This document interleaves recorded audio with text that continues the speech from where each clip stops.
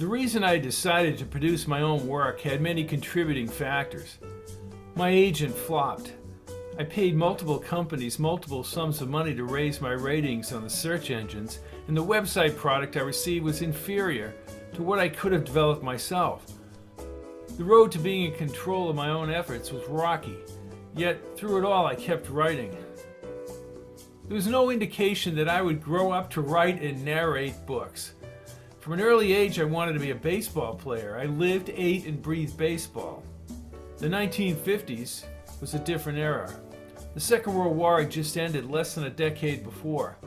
Many kids in the 1950s were playing war, and that meant emulating the troops who defeated Nazi Germany and the Empire of Japan. In our backyard war games, we were the good guys and they were the bad guys. Or they were the bad guys and we were the good guys. Something was wrong in the world and we would fight before supper to overcome evil. Sounds like a good story. It was the 1950s and westerns were all over television. Westerns had heroes and villains.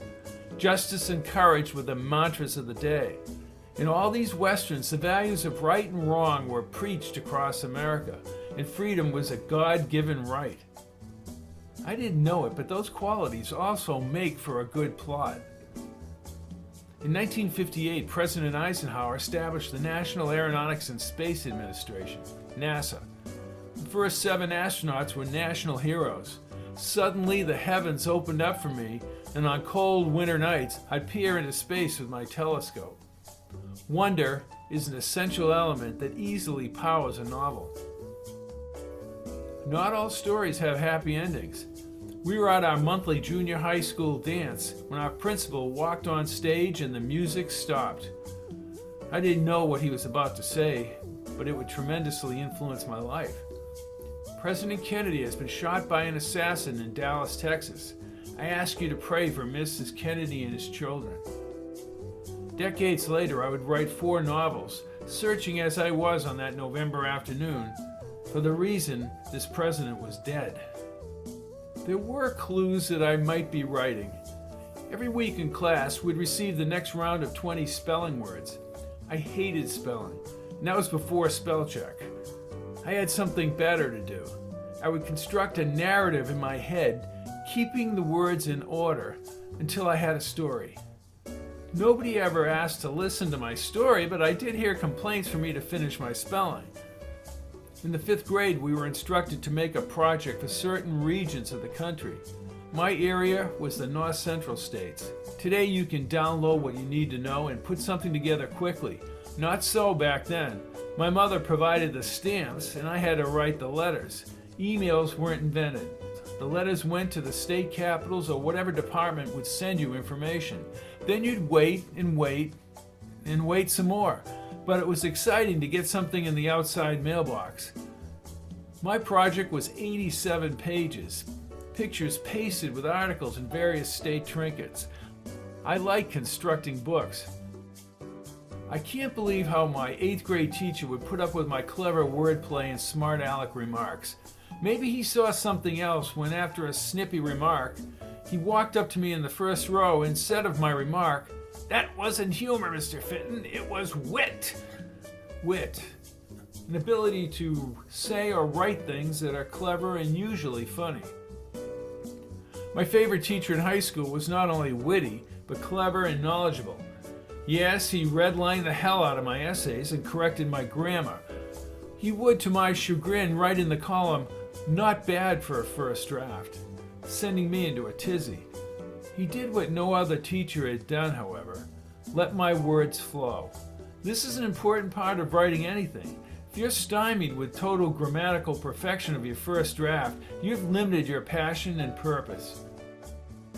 Both my mother and father love history and brought my brother and me on extended trips around the country to historic places.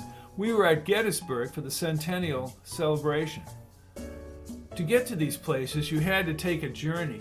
Forget about car DVD players or smartphones in your lap. I was enthralled looking out the window as the journey progressed. I liked the journey. Star Trek, the original series. I confess, I missed the beginning episodes of Star Trek's first season because I was concentrating on playing football. One Thursday night, I turned the channel and the Corbomite maneuver was beamed at me from deep space. Holy Hallberg 917G. I was more than hooked. Decades of trivia followed, episodes being played untold number of times, quoting dialogue and winning passes to Star Trek movies. The green-eyed reel-to-reel tape recorder. One day I walked into my friend's house and this bird, a minor bird to be precise, was babbling, "Hello, you old crow," throughout the house. You never know what was going to show up in his house. Then, way back then, there was this big, bulky box with a glowing green light and mylar tape threaded through a recording head from clear plastic reels. It was magic. Magic indeed to play back reality. I know in this hyper-tech society it's difficult to understand that fascination. Not too much later, I bought a 3.5-inch reel-to-reel portable and recorded everyone and everything, and brought my friends into the act. We pretended to have a radio station, WOFI, and performed parodies such as the Boston Strangler, Albert DeSalvo, being arrested by one of our friends. We parodied anyone we knew in our small town, including an episode of Jeopardy! That spotlighted local notables. We upped the ante by imitating Peyton Place and produced a comedic rendering of our close friends. How they remained friends is a mystery to me. I recorded travel logs of everywhere I went, from battlefields to national parks. I even had the FBI seize my recorder on a tour of their building in Washington, D.C. From Custer's Last Stand to Antietam Creek, it's now on MP3 and hard drives and just a click away. My fascination with audio becomes very important in my writing future. On the road to writing.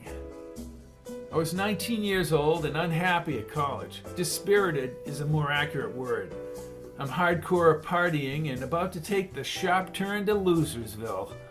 I did a lot of audio diaries, complete with music, all of which I chucked in a dumpster in California years later. I wrote minimal poetry, which needed work, and had a wild vision, no drugs, of traveling into a world where a multitude of people would float by in a darkened morass. I engaged the thought of writing what I had imagined. Then again, it was probably time to go join my drinking buddies at George's Cafe in the city. I jettisoned college and worked for a while before I applied to the University of Massachusetts at Amherst. I was accepted and left my hometown. I took a full 3-credit course on science fiction. Getting 3 credits for a sci-fi course was astounding. I did not have the writing bug or plans to be an author of anything. My major, formed by myself and my advisors, was American Studies, a combination of American history and American government and politics. Keep that American history in mind when I start writing the time travel novels. So there I am, at UMass, in a course on mythology of Native Americans, and we were assigned to write a couple of pages about the meaning and motif of the American Indian. I didn't know it, but I was at a pivotal point. I took out the old Smith Corona portable and began punching out a story from my notes and assigned readings. Oh my God, what was happening? I felt the same as I did long-distance running, where everything flows away and the world disappears. I completed a couple more drafts and thought it was pretty good. I just had no idea where this would lead. The paper was returned to me not only with glowing praise, but with substantial respect by the professor and detailed in writing. I entitled it The Legend of the Seasons, as told by the old man. It's a freebie on my site. I would stay in Amherst for another 6 years, and as summer approached, I began writing a Star Trek novel. I heavily relied on The Making of Star Trek by Stephen E. Whitfield and Gene Roddenberry, which allowed me to acquire the mechanical aspects of writing Star Trek. My good friend, a Star Trek aficionado, read the manuscript and liked it. I made inquiries and finally found Louis, the literary agent. He liked the book, enough to have me meet him at his agency in New York City. The manuscript would be called The Apex of Power and was sent to the major paperback publishers, including Bantam Books. All these years later, I can see the flaws in the flow of the book, and we'll call it one of my bumpy road manuscripts. and I strayed away from the Paramount storylines and parameters, but not bad for a first attempt. The audio of this manuscript is in the freebie section on my website. While still retaining Louis, and with his encouragement, I wrote my first independent novel called The Red Light District.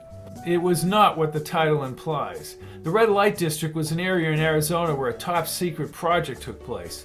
The book had a classic maniacal scientist, time travel, and the threat of involving the President of the United States.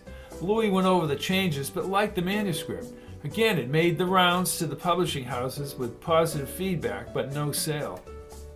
Still typing on the Smith Corona Portable, I produced A Noble Experiment and did a good job with 2 alien races, time travel, and a phony UFO investigator, as well as a pesky reporter. A Noble Experiment was read independently with great reviews. But I was rolling the dice and should have sought a more critical evaluation of the mechanics of the work. What followed was the bottom line, stressing overpopulation, after a lecture by the renowned Isaac Asimov at UMass. Also, the concept of an average person confronting world problems in the bottom line was unique. Absolute Zero was a book that detailed a virus that shut down the human race. That also sits on the shelf. With this book, I learned how to do research from my material at the 26-story library at UMass. And instead of a Smith Corona Portable, I had a Smith Corona Selectric typewriter. At this juncture, I began to grow upset with Louis' efforts. I can see now how these early books did not need to make the rounds. What they required was some repair. The repair ticket, better description, useless repetition, proper placement of action in the sentence, utilize Anglo-Saxon verbs, focus on paragraph construction. Memo from Louis.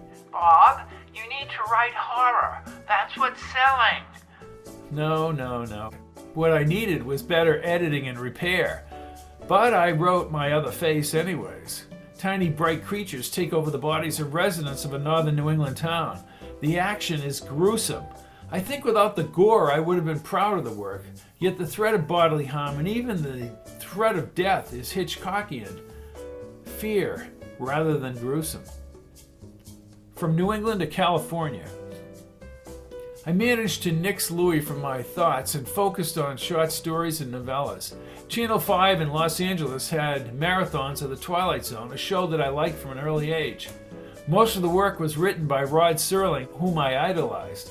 The marathon came at an apropos time because I was able to view The Twilight Zone, each episode with an analytical eye. At the same time, now with a fantastic outside sales job around LA, I began to work on XB 234, a gargantuan novel. Later this novel was called The Ramdama's Kingdom. My travels to Florida to see the first shuttle launch and the subsequent landings at Edwards Air Force Base, home of the X-15, seeped into this book. So did the outright obedience of the people of Jonestown. The Ramdama character was a lifelong alien who had a violent past, and his future was not too serene either. Having the dimensional doors provided intriguing possibilities in this book, and the time travel aspect knitted the plot together. Just to get the manuscript bound was a feat. Off it went to New York City. I know that you know that I knew, and know that I should have ditched Louis long before XB 234. And you're 100% right. My problem with representation is I always had more material and was excited about my latest effort. I just kept writing and sent the material out because I figured it would get to a publishing house. While still in California, I began to work on a complicated novel called Sojourn. Back to New England and writing conferences. She had a newspaper clipping for the Cape Cod Writers Conference that she handed me when I met her. I made the decision as time went on to attend my first Cape Cod Writers Conference. I have all the notebooks. Of course my writing improved. After a 3-year hiatus, I continued the work of Sojourn, now reworked and filled with autobiographical material. A note about Sojourn and computers. Before I owned a laptop or any computer, I would use a special pencil and yellow lined paper to write Sojourn as I parked off-road, after work or at lunch. In the late 90s, my friend suggested I get off the typewriter and on to a computer. I thought that was a nutty idea. Can you believe it? Why, I don't know. But he sent me an IBM XT. My production went off the charts with a lot less frustration. I was incredibly fortunate to have Orson Scott Card, Ender's Game, review and critique my work. Card also was an instructor and deluged us with the mechanics of the craft of writing. When he said, "You obviously know how to write," I knew I had made progress. I later studied screenplay writing, but having Cape Cod writer Sally Gunning's course in her critique of a Matthias Jones book that became Deader Than Dead helped me avoid common pitfalls. She did like the idea of Matthias Jones noticing the car make creaking noises as most cars do when the engine is just shut off. Jones realized the subject was lying about being home. Tom Sawyer was the head writer for Murder, She Wrote. You don't get much luckier than to have this guy slice and dice your work. Sawyer stressed the idea of outlining everything before writing any work. My very next book, The Ice of Triton, was outlined first and the story flowed nicely. Change of genre in the 90s. Harry Cobb, Intra-Solar System Investigator. The House series, Alone in a House, Far, Far Away from Home. Downsize, Back to the Past in Barkley, Idaho. Green Haze, Craig Grafton series. Galactic Command, Commander John Ross and his crew in the distant future. Two more very important series. The Matthias Jones series. This series has the greatest number of books. Murder, Mayhem, and Monkey Business. His father was an investigator who was murdered. Matthias Jones became an athlete and a coach, but he and Coco Stefani solved his father's murder. Hamilton College on the coast of New Hampshire hired him to coach sports, but getting into murder investigation remains his passion. He knows the cops and the district attorney, Herbert Lane, hates his guts. He's best buds with Coco, a major underworld figure, and a good friend of parish priest, Father Jim Gallagher. Jones's persistence gains him the upper hand over the cops and the DA and the murderer. Hamilton, New Hampshire is the fictional New England town located along the New Hampshire coast and bordering the larger city of Prince William. Originally settled by the Fletcher and Hall families, the town is most known for Hamilton College. The college is controlled by the powerful Fletcher family and funded in nefarious ways. The town is littered with eccentric and quite odd citizens with a radically aberrant view of reality. Sometimes when it comes to murder, the locals are dead on.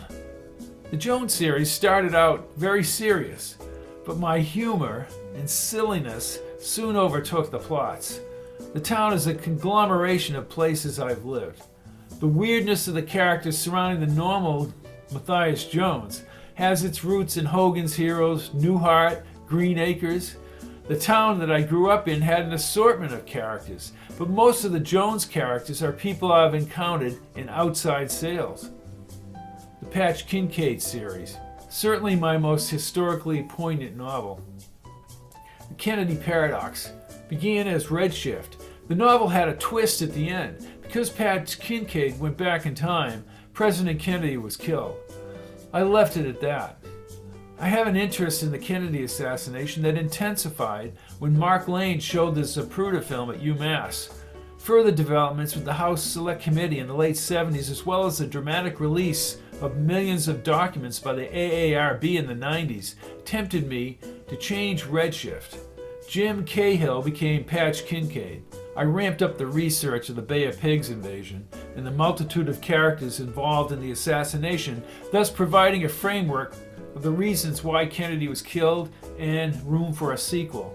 That sequel, Return to Dallas, took almost 2 years to research, write, and footnote. I wanted everything I said about JFK's death to be sourced and backed up.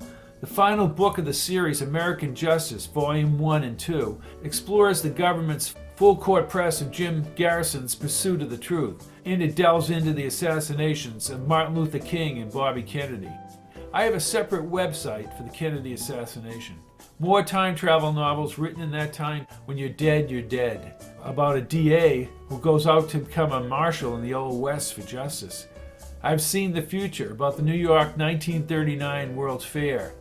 Once in a Lifetime, the 1927 Yankees and a whole plot about aliens above the earth. A world without her, Peter Sturgis losing his wife to a multiverse, separate reality. Time Portal Alpha, going back in time at the time of the Great Pipeline bringing water to LA. The Butterfly in the Deadly Storm. Catherine is seeing dreams of a murder back in Plymouth, Massachusetts in the 1950s. Post Louis.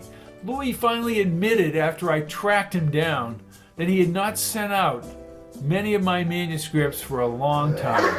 Enough said.